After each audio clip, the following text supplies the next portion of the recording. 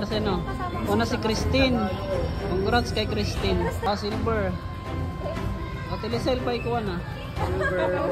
MVP ko na nag- Wala na tayo. Meron din siyang best. Meron siyang best. Dalawa yung best. Anak, sana all. Ito. Top 2, Ratchet Dominion.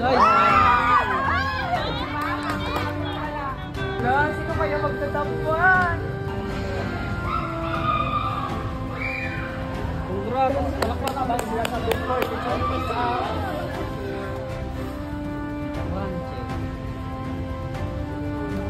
Ang top 1 ay Airtel. pinagbasehan mo yung result dito na hindi focus. Na ito para nyo sa mga grade mo. Na Iba siya, no? top 1, grabe ba?